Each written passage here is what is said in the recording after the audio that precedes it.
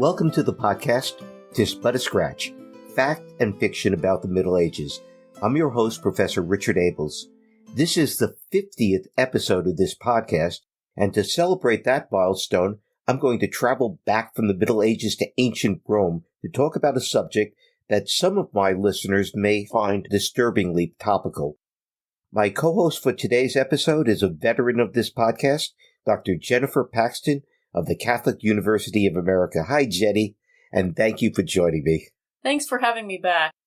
Okay, a fill-in-the-blank quiz.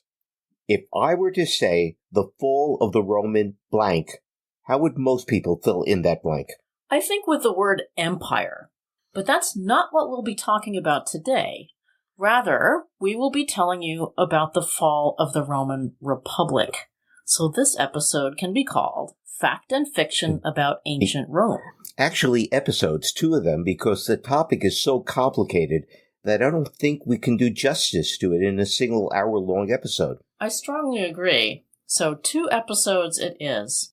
Now, you might want to explain why you decided to temporarily jump back in time from the Middle Ages. It was when I noticed that a piece I had written about the role of the army in the fall of the Roman Republic was getting more than its usual number of downloads on my academia.edu webpage. I can guess why. And you'd probably be right. President-elect Donald J. Trump's campaign rhetoric and his nominations of loyalists have simultaneously enthused his core MAGA supporters and scared the hell out of Democrats and never-Trumper Republicans. I can understand the temptation to turn to the past for historical examples of failed republics. But, and I know that Richard agrees with me about this, that needs to be done with care. I would love to believe that those who fail to learn from history are doomed to repeat its mistakes. It would certainly help sell the history major to undergraduates. It really would, wouldn't it? But few historians really believe that. It's a fundamental misunderstanding of the complexities of historical causality. I completely agree. The factors determining any historical event are numerous and their interactions are unpredictable. Historical causation acts along the line of chaos theory. I think you'll need to explain that. I'll do better than that. I'm going to let Jeff Goldblum as Dr. Ian Malcolm in the movie Jurassic Park explain it. Still not clear on chaos. It simply deals with predictability in complex systems. The shorthand is the butterfly effect. A butterfly can flap its wings in Peking, and in Central Park you get rain instead of sunshine. Why? Did I go too fast? I go too fast. I did a flyby. No, give me that big glass of water. We're going to conduct an experiment. It should be still. The car's bouncing up and down, but that's okay. It's just an example. Now, put your hand flat like a hieroglyphic. Now, let's say a drop of water falls in your hand. Which way is the drop going to roll off? Of which finger, or over the thumb, or the other side? Thumb. That's it. Okay. Right. Okay, now freeze your hand. Don't move. I'm going to do the same thing. Start with the same place again. Right. Which way is going to roll off? Let's say back. Same way. Same back. It changed. Why?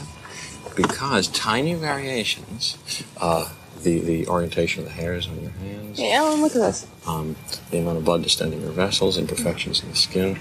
Imperfections in the skin?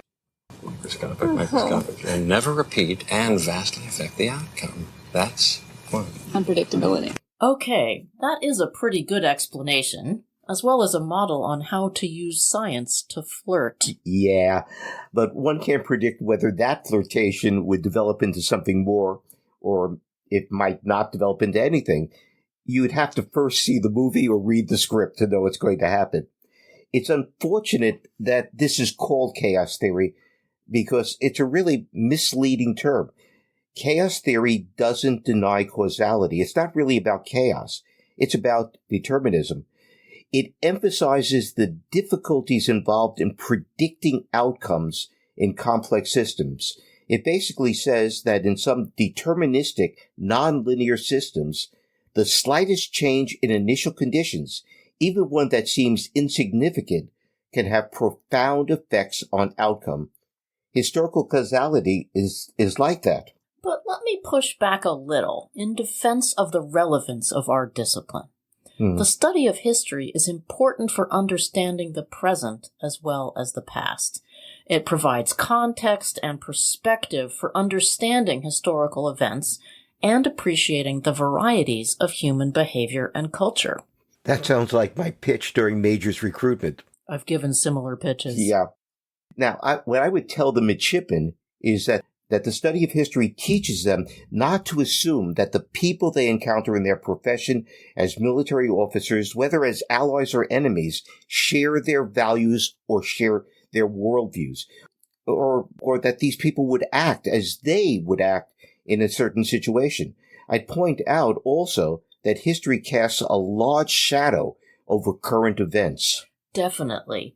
You cannot appreciate the difficulty of establishing peace in the Middle East or potentially uniting Ireland without understanding the histories and cultures of those regions.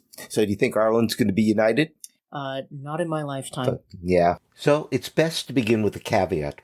Don't expect relevance from this episode.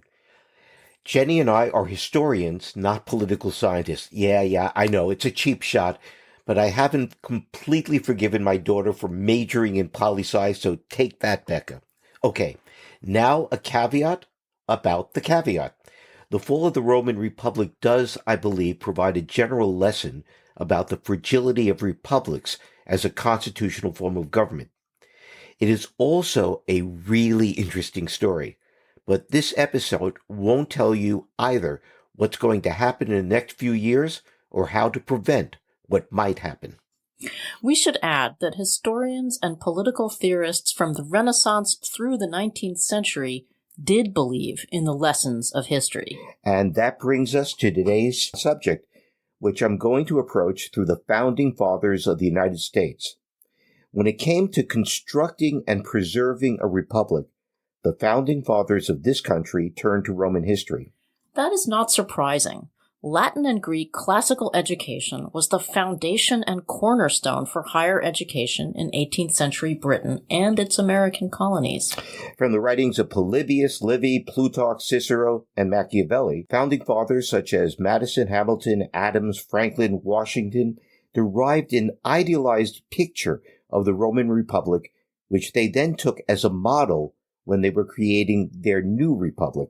I think you'd better explain why Machiavelli appears in that list. Yeah, he does seem to be the odd man out. If you say Machiavelli, most people think of his book, The Prince, with its lessons about cynical political manipulation. But far more important to our founding fathers was his discourses on Livy. Despite his popular reputation, Machiavelli was an ardent Republican, that's with a lowercase r, though he was also a realist about the fragility of republics and the power of self-interest. As Jenny pointed out, Renaissance humanists really did believe that those who fail to study history are doomed to repeat its mistakes, and that the study of history provides the surest knowledge required to act effectively in the present. The founding fathers of the American Republic certainly looked to Roman history and Roman political theory for models. The widespread influence of Livy can be seen in the name chosen in 1783 for the newly formed Fraternal Society of Veteran Military Officers, the Society of the Cincinnati. Right. And it was named for a legendary 5th century B.C. Roman general Cincinnatus. Livy relates that after Cincinnatus had retired from public service to a simple life on the farm, he was recalled to that service as dictator by the Senate because the war against the Italian Aequi was going poorly. The messengers found Cincinnatus plowing his fields. Cincinnatus returned to his house to wash up. He removed his work clothes, put on his toga. He took command of the troops, and within 16 days he had defeated the Aequi. He then laid down his command and returned to his farm. It was the perfect name for a society of veteran officers of the American Revolutionary Army. Now, the term dictator might cause some confusion. Ordinarily, the highest public office in the Roman Republic, both in terms of civil and military administration, was the consulate.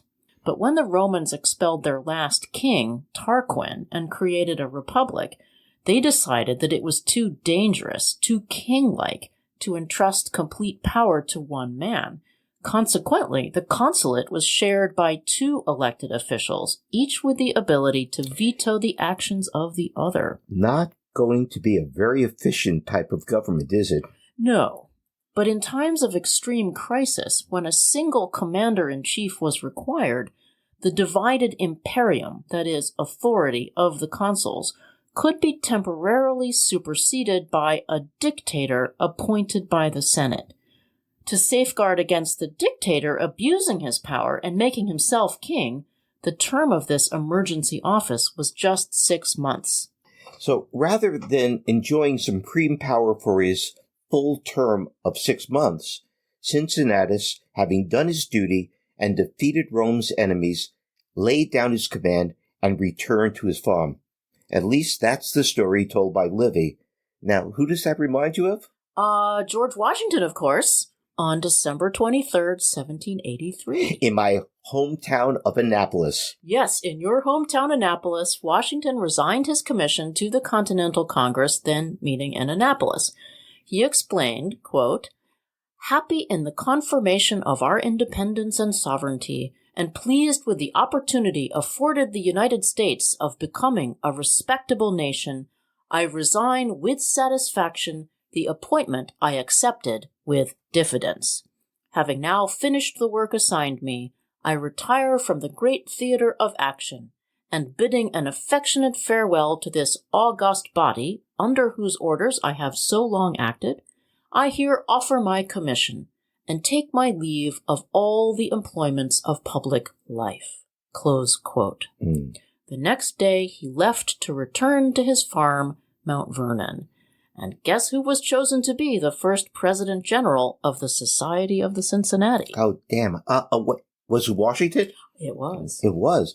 Washington's resignation of his command was celebrated in Europe and America. It shocked the British, who assumed that he would become monarch of a newly formed country. The resemblance to Livy Cincinnatus was not accidental.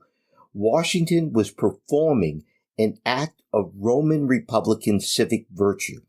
The Founding Fathers also found a model for a stable, successful republic in Livy and Polybius, and that was a mixed constitution with checks and balances. From Sallust, Tacitus, and Plutarch, they learned the dire lesson that even the greatest of republics can be undermined and lost unless the citizenry is vigilant in guarding it. On the last day of the Constitutional Convention, Benjamin Franklin is reported to have been stopped by a lady of Philadelphia, Elizabeth Powell, and asked, quote, "Well, doctor, what have we got, a monarchy or a republic?" "A republic," replied Franklin, "if you can keep it." The Romans kept their republic for close to 5 centuries. Or at least 4 centuries. It took a century of civil war and political infighting finally to kill the republic and replace it with the rule of the first emperor, Augustus. Even then, most Romans were more than content to accept the fiction that the Roman Republic had survived its crisis and continued to thrive. And that was due to the political brilliance of Octavian Caesar. In 27 B.C.E., Julius Caesar's great-nephew and adopted son, Octavian, having defeated Mark Antony and his supporters, reported to the Senate that the enemies of the Republic had finally been defeated and the Republic restored. Yay! The Senate awarded Octavian with the honorific title Augustus, which had the double meaning of worthy of honor and he who has increased the greatness of Rome. And 27 BCE is the date that history surveys usually give to mark the end of the Republic and the beginning of the Empire. Historians benefit from 2020 hindsight. 4 years later, Augustus resigned the consulship. After holding it for 8 consecutive years, he explained that he was returning the state's power to where it belonged, in the hands of the Senate. Having done his duty to Rome, he now wished to return to private life. Why does that sound so familiar? Well, Octavian was at least as adept as Washington in playing the role of Cincinnatus. And Livy was writing during the lifetime and reign of Augustus. I don't think that's any coincidence. Oh, yeah. And this would have been recognized by everyone who mattered at the time. Octavian was adept and a lot more cynical. He was now the last man standing after 2 generations of civil war. But we're getting ahead of ourselves. For the remainder of the episode, Jenny and I will explore how and why the Roman Republic fell and how it got to the point of Augustus's reign. Okay, so we should begin with the unwritten constitution of the Roman Republic and its relationship to the actual workings of politics in Rome in the 1st century BCE. Polybius, a noble Greek hostage writing around the year 145 BC, praised Rome to his Greek audience for its mixed constitution.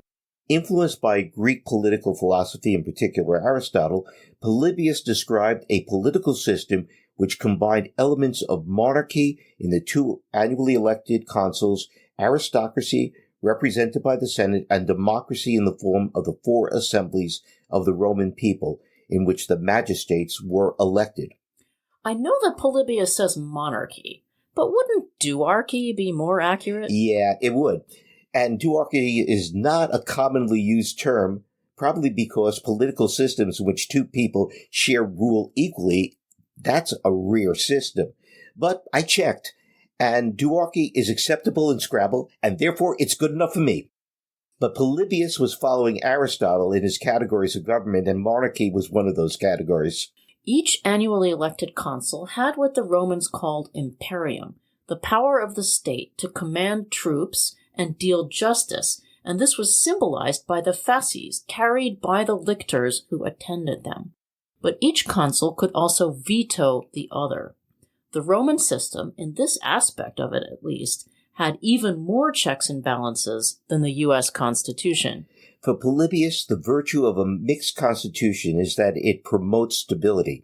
Each stakeholder in the Roman polity was represented in it, and the 3 branches of government, the elected magistrates, the popular assemblies, and the Senate, checked each other's power. But not all branches of government were equal. For Polybius, as for Cicero writing a century later, the Senate was the central institution of government in the Roman Republic. The preeminent dignity of the Senate was so thoroughly accepted by the Romans in the late Republic that SPQR, Senatus Populusque Romanus, the Senate and the people of Rome, was the standard shorthand for the sovereign authority of the Roman Republic, of the Res Publica. Well, I think we should explain what the Roman Senate was. Go ahead. Okay, first what it was not. Most people hearing the term Senate would assume that it was a legislative body, but it wasn't. The popular assemblies were the legislative bodies of the Roman Republic. Okay, so if it's not a legislative body, what was it? It was an advisory body to Rome's magistrates and popular assemblies. In theory, the Senate was the assembly of best citizens, those who possessed the highest dignitas. Probably the term dignitas is best translated as honor. That's public esteem. It's coupled with another Latin term, auctoritas. We get the word authority from that, which is probably best understood as publicly acknowledged moral authority. Now, for most of the Republic's history, the Senate had 300 members. The number was raised to 600 by Sulla in 81 BC. Senators had lifetime tenure unless they were expelled for disgraceful behavior. Vacancies were filled by a vote of the senators. The minimum qualifications were 10 military campaigns, you had to be 30 years of age, and you had to have been elected to the office of quaestor, the lowest of the magistracies that made up the cursus honorum. As with Roman society as a whole, the Senate was hierarchical in its workings. A new senator, or one who had not advanced beyond the office of quaestor, would only speak on the rarest of occasions and then at the behest of a superior. The chief senators, and they were known as principes, meaning the first citizens, who led the debates, had achieved their authority, auctoritas, that's the term that the Romans used, and dignity as consuls and praetors. These were men who had enjoyed imperium and who might one day possess it again. Paradoxically, given its central importance in the Roman state, the Senate had few actual formal delineated powers. Consuls and praetors exercised imperium.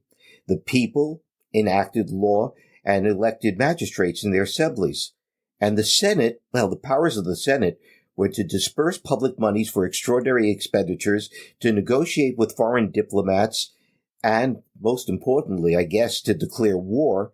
But they were also there to advise the consuls and the popular assemblies. The last was the basis of the Senate's real political power. Rarely would consuls undertake policies or the assemblies enact a law without first seeking the advice and consent of the Senate. The deference of consuls to the Senate makes sense when one considers that consuls came from the Senate and returned to the Senate after their year in office. You know what that reminds me of? Reminds me of the situation of a chair of a history department.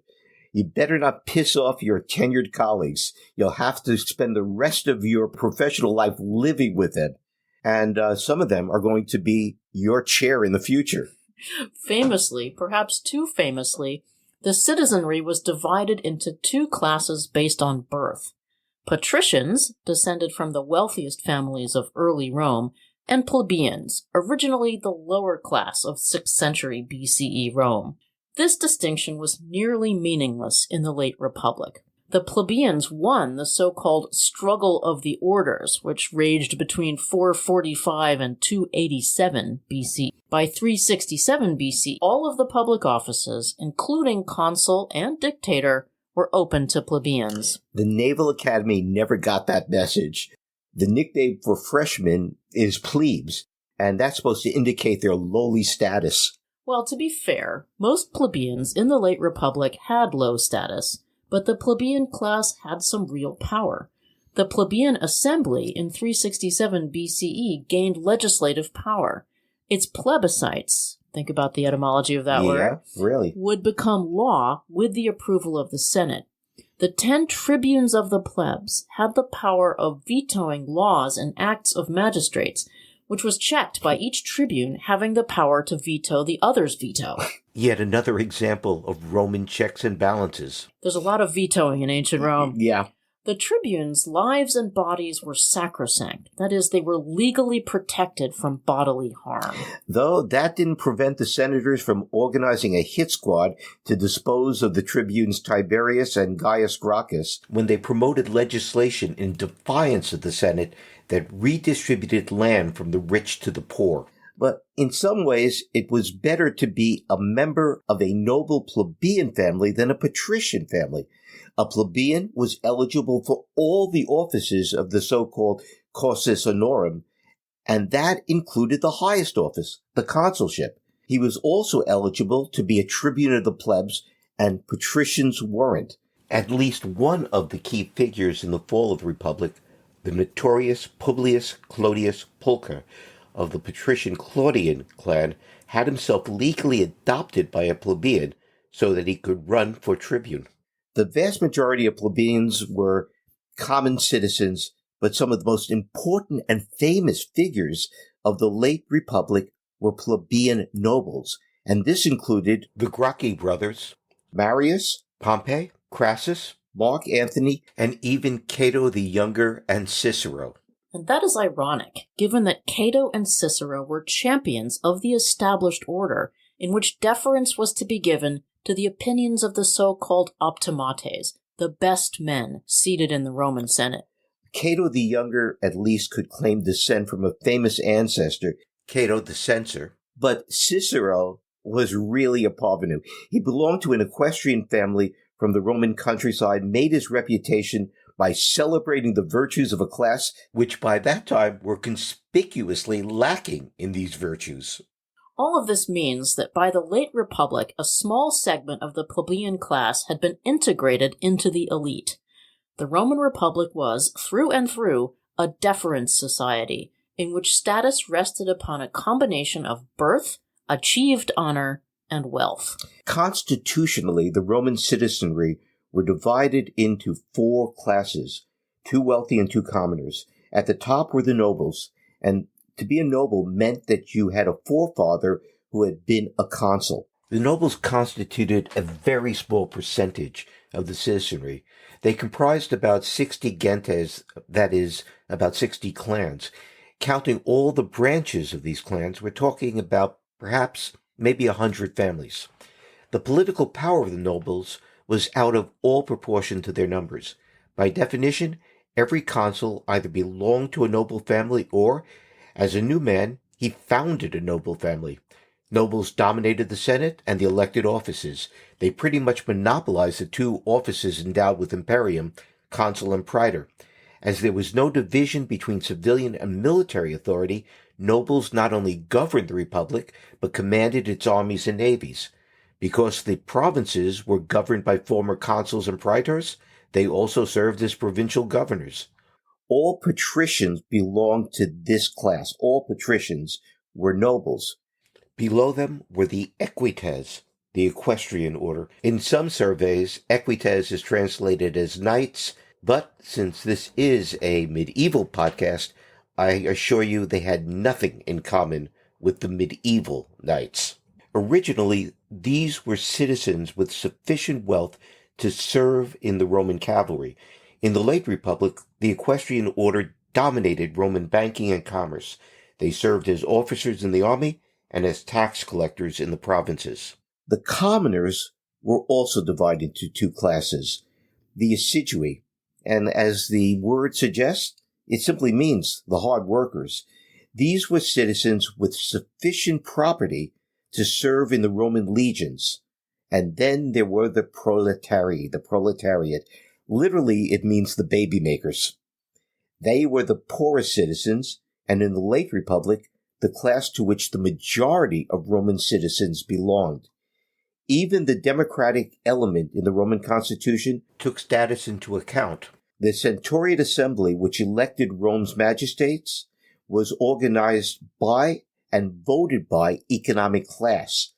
The votes of the nobles and the equestrians were weighted so greatly that this tiny fraction of the population, if it remained united, could outvote the middle class and the poor. Although in the late Republic the majority of citizens were proletarii, this class was assigned only one of the Centuriate Assembly's 373 voting units.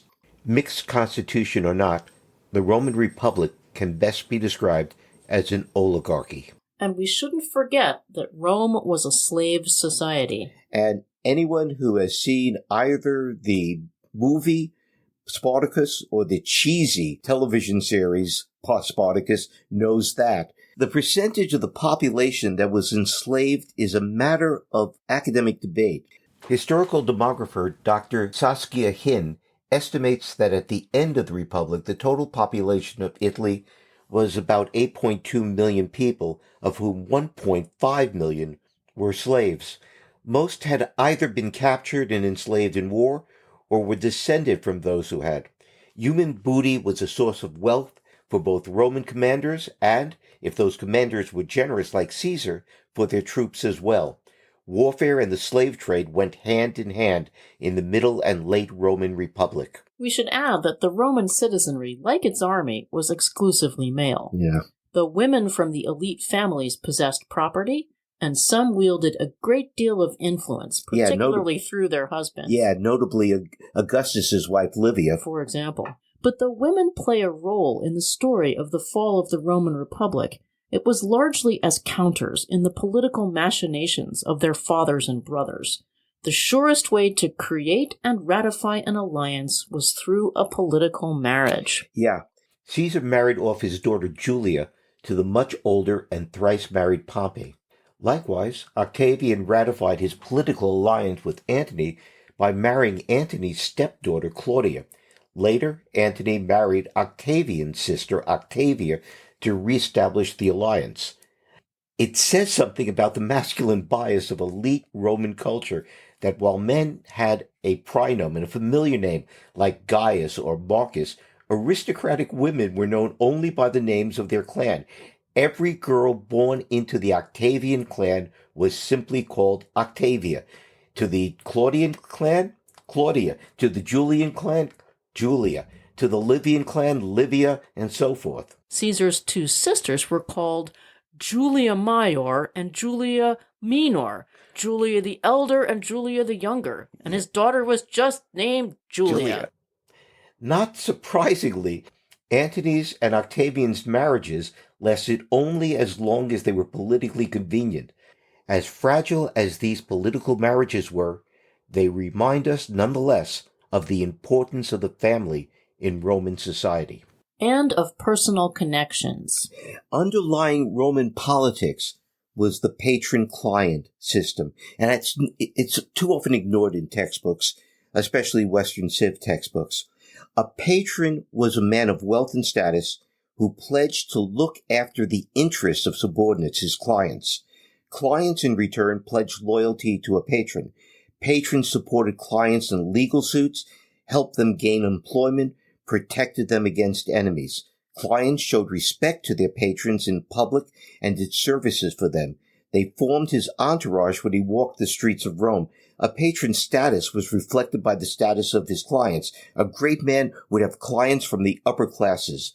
One of my favorite historical mystery novels about ancient Rome, John Maddox Roberts' SPQR, emphasizes the role of the patron-client relationship in late Roman Republican society. I have not, alas, read the SPQR series, but I have read Stephen Saylor's mystery series.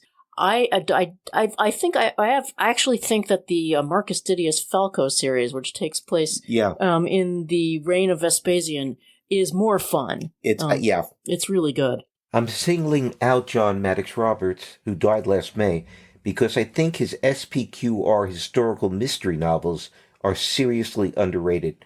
They're fun to read and a pretty good history. Roberts was a historical novelist who appreciated that the past is a foreign country. His protagonist and first-person narrator of the novels is the fictional Decius Caecilius Metellus the Younger, a junior member of the historically powerful Caecilius Metellus senatorial family. Decius expresses the attitudes, values, and prejudices of a Roman aristocrat of the period. Each novel has Decius solving a murder, but Roman politics is at the heart of the series. Decius is writing this as an old man during the reign of Augustus Caesar. He knows how the story is going to turn out, and we see the Republic fissuring and crumbling through his eyes.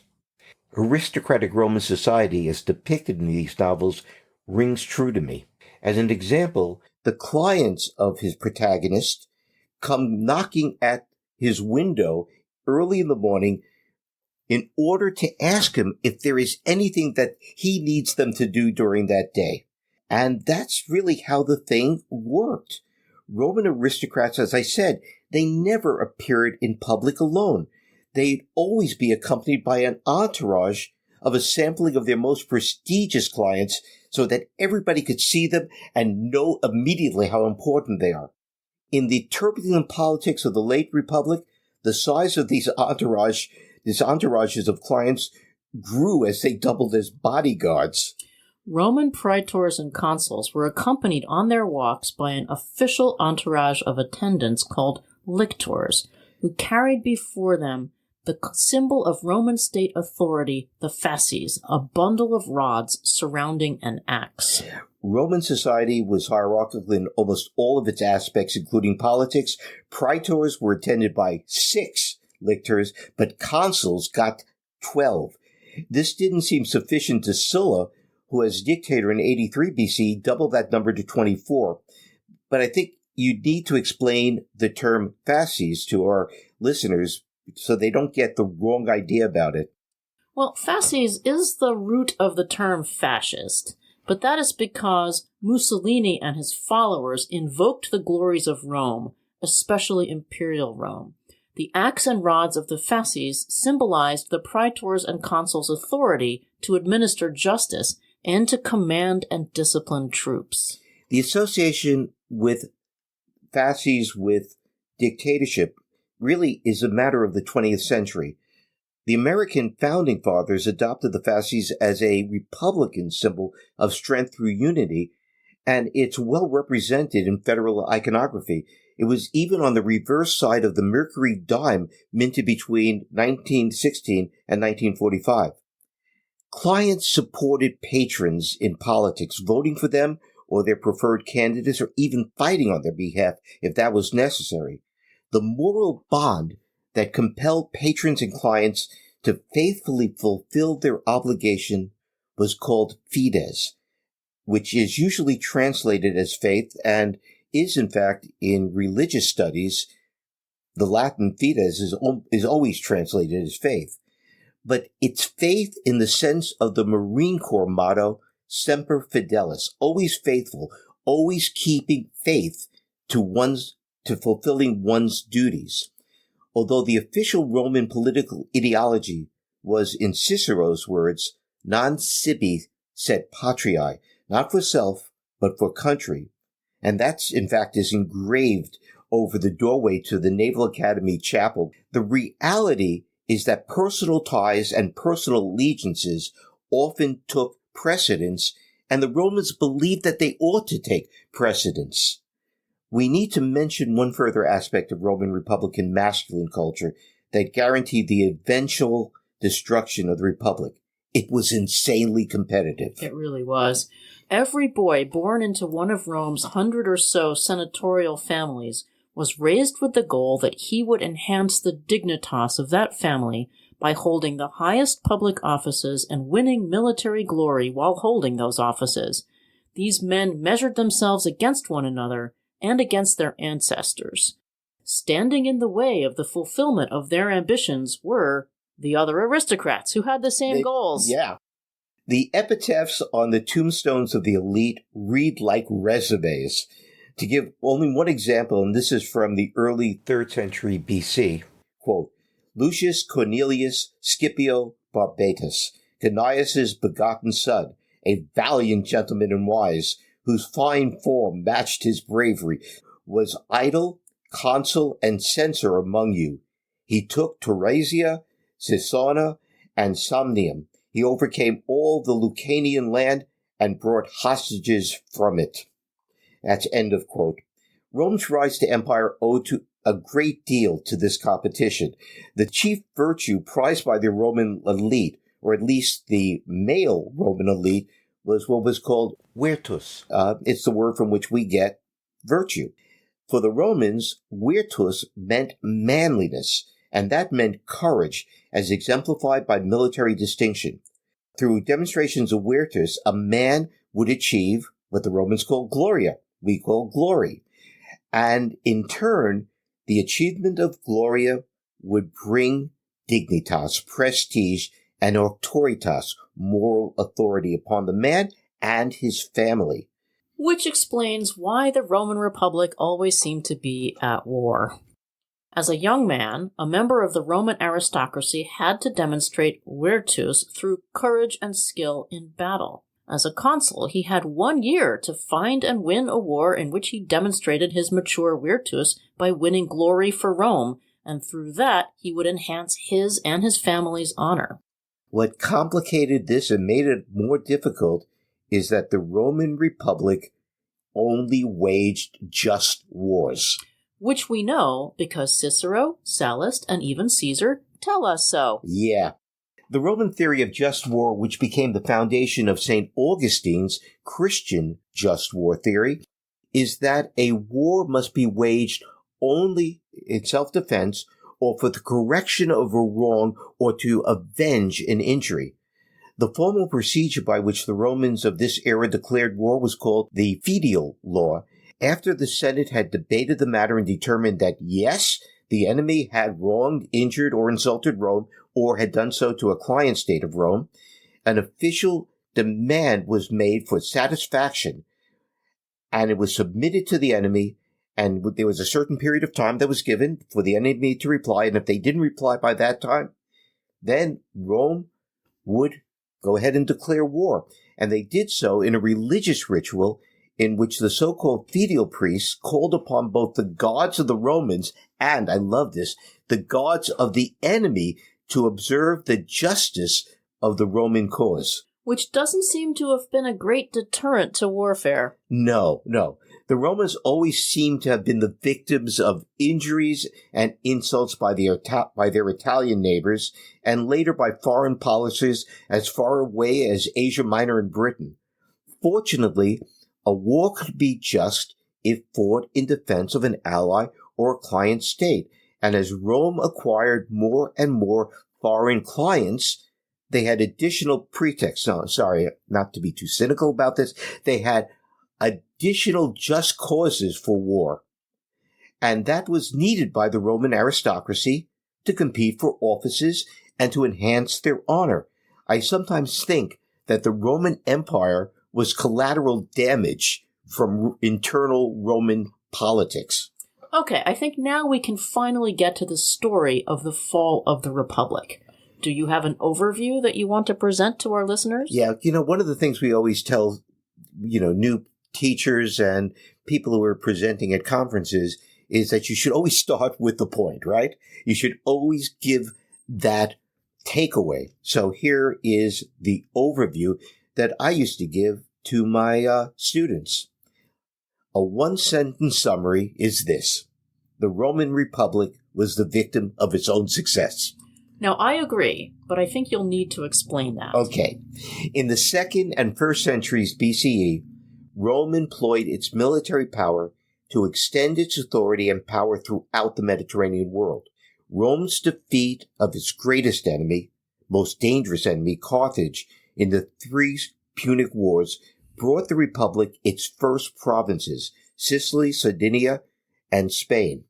In the process, Rome was transformed from a hegemonic Italian city-state into an imperial power. The constitution of the Roman Republic, however, was designed to govern a city-state, not an empire.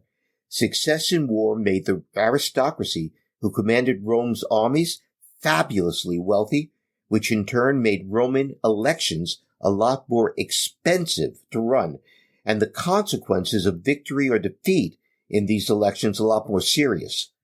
The Roman Republic collapsed under the strain of trying to govern an empire, coupled with an increasingly frenzied competition among the aristocracy for offices and military commands. The growth of empire had profound social, economic, military, and political effects upon Rome.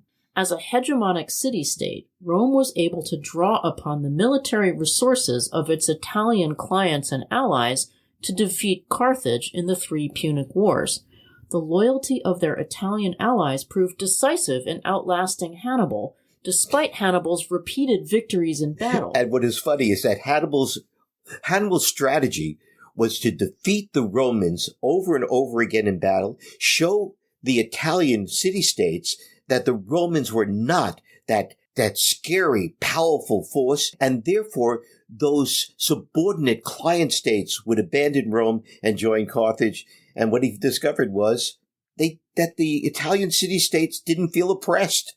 They didn't do it. Yeah. In fact, when Rome's Italian client states finally did take up arms against Rome in the so-called Social War, literally the War of the Allies, from 91 to 87 BCE, it was because of Rome's refusal to extend citizenship to its Italian allies. Ironically, Rome won this war by doing precisely that, extending citizenship to those city-states that remained loyal and to those that returned to the fold. But empire meant provinces that needed to be governed and defended, both against hostile neighbors and against internal revolts. The old citizen army of the early and middle republic, in which landowning citizen farmers served under elected magistrates and former magistrates for a season of campaigning, was now called upon to spend years abroad as garrison troops in the provinces. Lacking an established imperial bureaucracy, the Roman Senate appointed former consuls and praetors to serve as governors of these provinces, without oversight. Often these governors used their positions to milk the provinces to enrich themselves. Who would have thought that? By the beginning of the 1st century, the acquisition of empire had effected enormous changes in Roman society, enriching the nobles and equestrian order beyond the imagination of their forebears, while impoverishing the small farmer and swelling the mass of urban and rural day laborers. The Roman citizen soldiers, the assiduous, the middling land-owning taxpayers who formed the rank and file of the Roman Republican legions in the early and middle Republic, were very nearly destroyed as a class by Rome's success, while the aristocrats who led the armies and served as their generals and officers profited handsomely from the loot and plunder that were the fruits of victory. The ordinary rank and file of the army found itself serving extended tours of 6 or more consecutive years far from home in an unending series of foreign wars. Since military service was an obligation of citizenship, pay was minimal, and the cost of weapons and military clothing were to be borne by the soldier, and that continued until 123 B.C.E., when finally the state anteed up for the weapons. And that ate up much of whatever pay the Roman soldier got. Even more problematic among the benefits of victory were the importation of hundreds of thousands of slaves into Italy, war captives, and the availability of cheap grain from Sicily, which exacerbated the economic problems faced by the assiduous since the time of Hannibal's ravaging of the Italian countryside from 217 to 202 BCE during the Second Punic War. Soldiers on extended service often came home to find themselves impoverished, their lands taken over by wealthier neighbors willing to pay the taxes on it. The census class of the assiduous was shrinking at a time when Rome's wars abroad and need for standing armies in its provinces made greater demands on its citizenry. In short, by establishing Rome as the dominant power in the Mediterranean world, the Roman soldier enriched his generals and the Roman Republic, but he impoverished themselves. The result had been the gradual proletization and professionalization of the legions. Manpower needs in the late 2nd century BC forced the Roman Senate, and it was really not something they wanted to do, forced the Roman Senate to approve opening up the legions to property-less citizens, to the proletariat. In addition, the rank and file of the army, increasingly in the 2nd and 1st centuries BCE, came from rural smallholders and laborers from the Italian countryside. Citizens of this sort had little opportunity to participate in the popular assemblies. Their political rights were more theoretical than real. In the last decades of the Republic, soldiers increasingly looked to their generals for rewards. A successful general not only extended the territory of the Roman Empire and brought wealth and glory to himself, he also enriched his troops. The growth of empire transformed not only the army, but the nature of politics in Rome. The influx of enormous wealth and the creation of large, restless mobs of urban poor made the electoral process in the 1st century BCE costlier and more susceptible to violence. Elections literally cost fortunes that could only be recouped by the profits of military commands or governorships. Loss of an election could mean staggering debt and ruin. The stakes of politics had been raised at a time when the legions had become more tied to their generals, who recruited, led, and rewarded them, and they were more tied to these generals than to the concept of the res publica. As historian Ronald Syme observed, the soldiers, now recruited from the poorest classes in Italy, were ceasing to feel allegiance to the state. Military service was for livelihood, or from constraint, not a natural and normal part of a citizen's duty. The general had to be a politician, for his legionaries were a host of clients looking to their leader for spoil in war and estates in Italy when their campaigns were over. So that's Ronald Syme. Given the insanely competitive nature of the society and the premium placed by the elite on their dignity, one might think that it was only a matter of time before some noble general realized that the command of legions constituted political capital. And the first ones to do that were Marius and Sulla, to be followed by Pompey, Crassus, Caesar, Mark Antony, and finally by Octavian, who became Augustus. But isn't it traditional to start with the Gracchi brothers and their attempt at land reform? Both Cicero and Sallust certainly thought so. Yeah, and I think we should too. There really is something in that. Tiberius Sempronius Gracchus and his brother Gaius were unlikely social revolutionaries.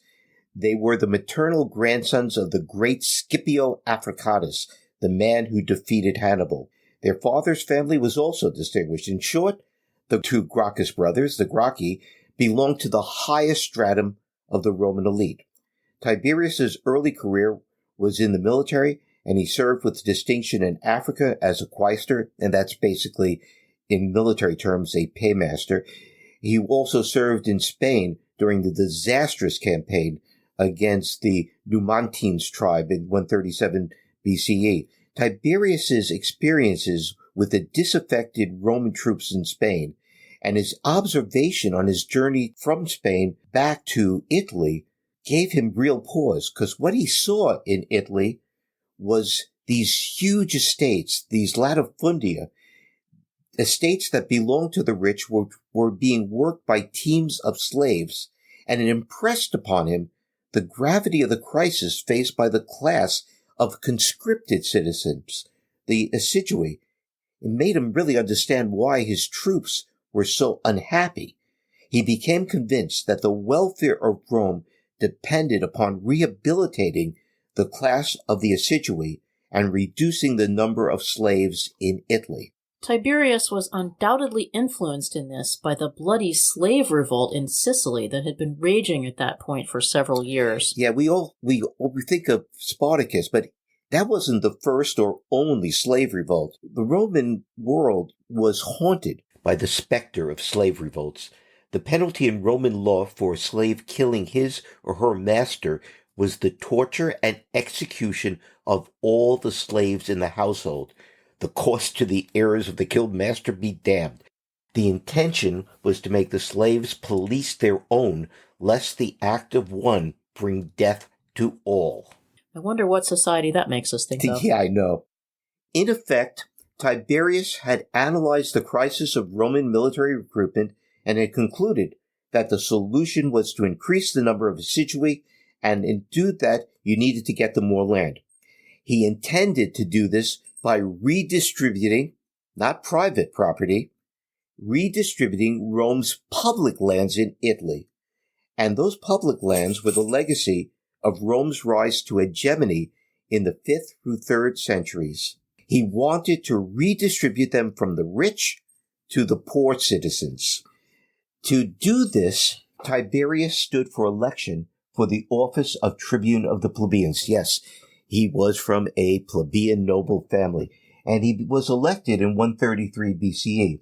The 10 tribunes of the plebeians possessed, as we've said, enormous authority and potential power. They not only presided over the council of plebeians, but served as the spokesman of the plebeian class, and this was a group that included the vast majority of all Roman citizens. These tribunes may have represented the people, but those who held the offices were drawn from the highest nobility. The struggle of the orders had ended more than a century before with the victory of the plebeians. The distinction between the few patrician noble families and the plebeian nobles had become less and less meaningful. In the hierarchical society of Republican Rome, it's not surprising that the men chosen to be the tribunes of the plebeians came from among the most distinguished families in Rome. And that was true of Tiberius. Tiberius saw the council of plebeians with its legislative power as a vehicle for his reform. He introduced a bill to distribute public land to the poor in allotments of 20 acres. These parcels of land were to be stocked with cattle and seed. Sort of like General Sherman's plan to distribute 40 acres and a mule to freed black slaves. And for similar reasons, it was to make this into a self-sufficient class. Tiberius's land reform drew upon an old and largely ignored law prohibiting any Roman individual from holding more than 350 acres of public land. The problem was that by 133 BCE, the vast majority of public land had long been in the hands of these noble families, and these noble families regarded the holdings as the part of their own property. Many had even built villas. Some had put their family tombs on this public land. In theory it's leased, in practice it was owned. Tiberius's proposal to limit such holdings to the legal limit of 350 acres, plus an additional 150 acres for each son, which is pretty generous, meant a massive confiscation. The outraged noble proprietors regarded this as legalized robbery. FDR's far less radical economic programs were denounced by his Republican conservative critics as socialist and communist. And like Tiberius Gracchus and his brother Gaius, FDR was seen as a traitor to his class. But the wealthy families had a perfectly legal response to stop Tiberius. All they needed was another tribune to veto his proposal. And as we said, Tiberius's colleagues were also members of the elite. And a compliant tribune, Octavius, was willing to do the nobles' bidding and vetoed the bill. Tiberius responded by having the assembly impeach Octavius, a maneuver which was of dubious legality. But didn't the Council of Plebeians have to vet all bills with the Senate before bringing them to a vote? By custom they did. But Tiberius ignored custom and had the council vote on it without first bringing it before the Senate. And this was an outright affront to the conscript fathers, to the fathers of Rome, to the senators. Basically, Tiberius Gracchus was altering the emphasis on SPQR from S to P. Yes. He not only ignored the dignitas of the Senate, but he challenged their claim to act not for self, but always for country. The plebeian council now established the Land Commission to survey holdings of public land to begin the redistribution. The only problem now remaining was to find the money to fund the reform. The plots would be worthless without stock, and stock required expenditures of cash. The Senate, however, controlled the state treasury. Tiberius overcame this through a stroke of luck and a bold disregard for political convention and political custom. Attalus III of the wealthy kingdom of Pergamon in Asia Minor had recently died, leaving Rome heir to his kingdom.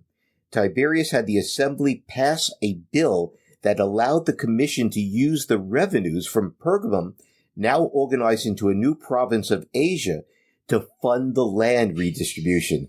This was an unprecedented attack on senatorial privilege and control over foreign policy and revenues.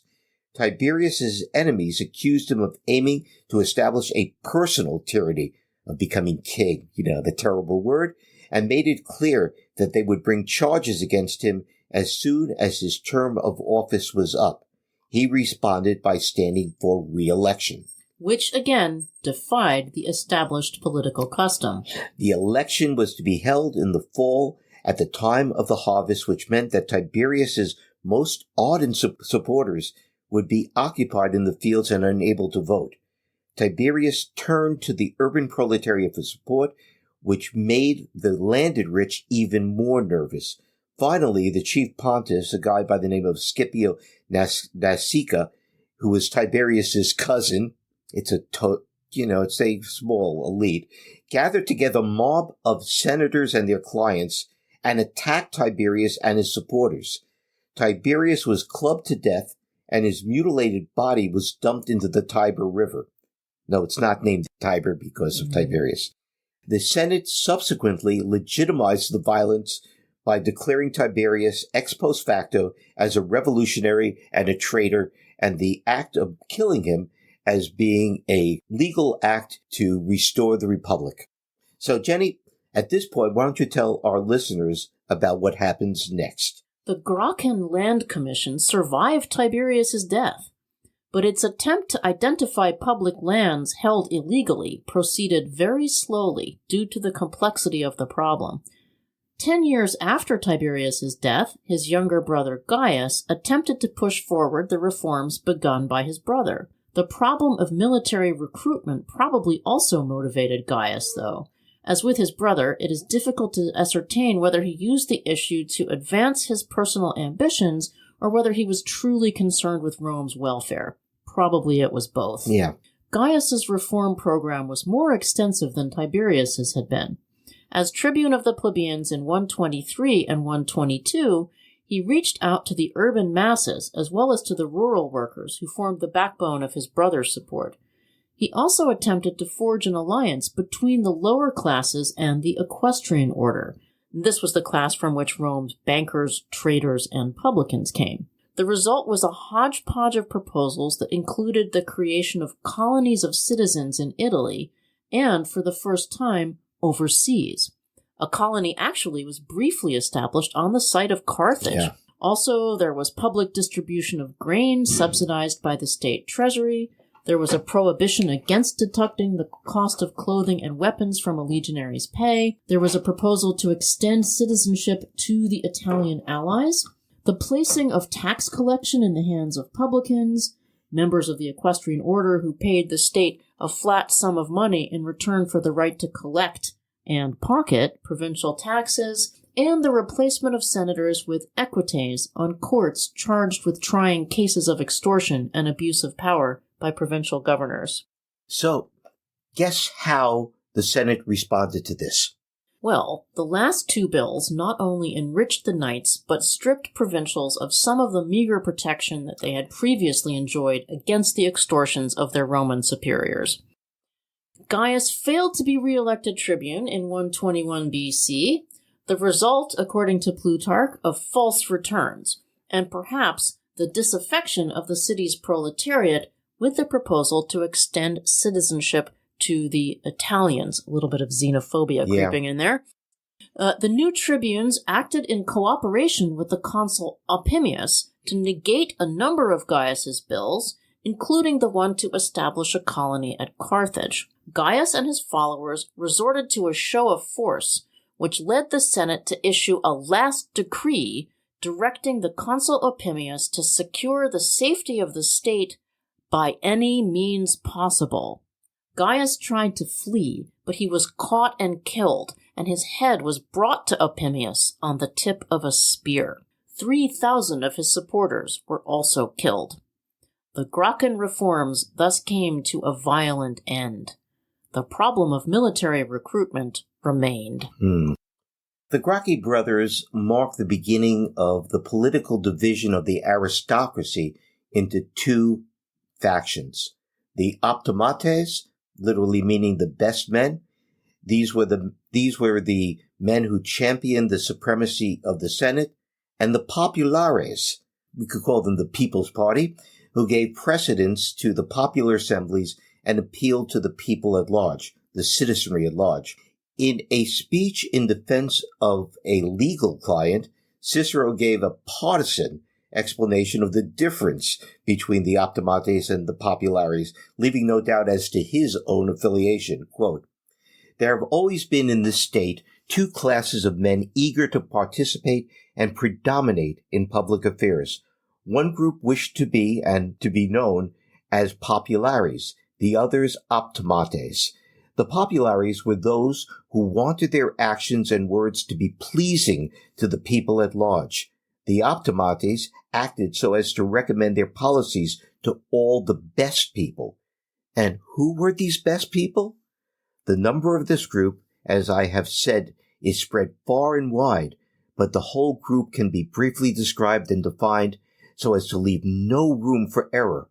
All who are neither pernicious, nor base in character, nor mad, nor embarrassed by domestic troubles are Optimates." So, having defined the characteristics of the Optimates, Cicero now explains their political aims. What, then, is the aim which these pilots of the state ought to observe and toward which they ought to direct their course? Why, that which is finest and most desirable for all sober, good, and prosperous men, tranquility with honor. The basis and elements of this honorable peace, which must be guarded by our leaders and defended at the risk of their lives if necessary, are the following: religious obligations, auspices, powers of the magistracies, authority of the Senate, laws, mores, judicial processes, administration of justice, the pledged word, provinces, allies, glory of empire, army, treasury. End quote. By extension, the populares are those who were not honest, sober, pious, honorable, and respectable family men, and who had no regard whatsoever for religion, morality, respect for the Senate, institutions of government, and generally for the welfare of the state. It's really a masterpiece of rhetoric. It really is. So Cicero explains that the Optimates opposed the Gracchi brothers' attempt to redistribute public land from the wealthy to the landless poor because they viewed this law as an attack on property. Even though the property in question belonged to the state. But state lands that the Senate had deeded over to private citizens who just so happened to belong to senatorial families. What a coincidence. Right? Along the same lines, Cicero explained that the best men opposed Gaius Gracchus's grain law to provide cheap bread to poor citizens because it would make the poor lazy and would drain the public treasury. Yeah, for Cicero, what made the Optimates truly the best men is not their wealth, but the fact that they always acted to promote the common good of the Republic. Right. And it was just a coincidence that the common good always seemed to promote the private interests of the wealthy. In contrast, Cicero condemned the leaders of the popular faction, and he condemned them as courting the popularity of the Roman people, not because they loved the Roman people, not because they wanted the welfare of Rome, but because through the popularity that they gained, they would be able to increase their own power and improve their own self-interest. The really interesting thing is that this wasn't really a class struggle. The civil wars of the late Republic were far from being peasant revolts. They represented a division within the ruling class. Yeah. The first successful popular politician was the general Gaius Marius. The election of the new man Gaius Marius as consul in 107 B.C.E. and his consecutive consulships from 104 to 101 B.C.E. challenged the authority of the close-knit ruling aristocracy and hinted at a breakdown in the ordinary processes of politics. Though a great general and a wealthy landowner, Marius was still only an equestrian by birth. Marius was what the Romans called a new man, the first of his family to achieve the distinction of a consulship. New men were rare but not unheard of. Cato the censor, the very epitome of traditional Roman values, had been one. But Cato the censor had risen to prominence the proper way, through the patronage of a great noble who recognized his personal merit. Marius had not. If anything, he had shown ingratitude to his social and military superior, Quintus Caecilius Metellus Numidicus. He intrigued behind his back to rob him both of credit for achievements and for command of his army. Marius, rather than showing proper deference, had played upon the growing popular suspicion of the pride and corruption of the nobility. In turn, this savior of Rome was himself suspect to the older and more established element, who found his appeal to the popular assembly dangerous and destabilizing.